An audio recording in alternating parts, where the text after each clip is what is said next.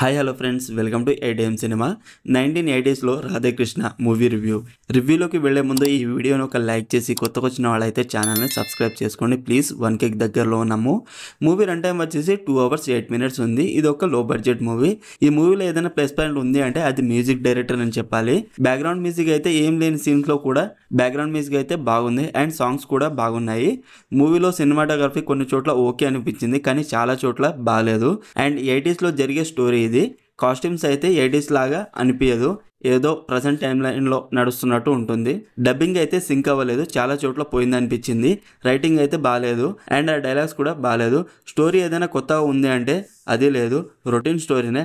అసలు ఈ మూవీలో నక్సలైట్ గురించి ఉంటుంది కానీ ఈ మూవీలో అసలు నక్సలైట్ గురించి ఎందుకు చూపించారు అనవసరం అనిపించింది నాకైతే. లవ్ స్టోరీని సరిగ్గా రాసుకోలేదు, మేబీ పేపర్ పైన రాసుకొని ఉండే స్క్రీన్ పైన సరిగ్గా కనబడలేదు. మళ్ళీ 2 లవ్ స్టోరీస్ ఉంటాయని చూపిస్తారు, అదే క్యాస్ట్ అని, లవ్ అని, రివెంజ్ అని, నక్సలైట్ అదే రొటీన్ స్టోరీ. స్టోరీ లైన్ ఏంటంటే కృష్ణలంక అనే విలేజ్ లో కృష్ణ అనే అబ్బాయి రాధ అనే అమ్మాయిని ప్రేమిస్తాడు. తర్వాత ఏం జరిగింది అనేది basic story line. Emotional scenes కూడా అసలు వర్క్ అవ్వలేదు. ఓవరాల్ మూవీ నాకైతే నచ్చలేదు. మీకు ఎలా అనిపించిందో కామెంట్ చేయండి. Streaming on Airtel stream. మరిన్ని మూవీ రివ్యూల కోసం మన ఛానల్ని సబ్స్క్రైబ్ చేసి బెల్ ఐకాన్ ఆన్లో పెట్టుకోండి.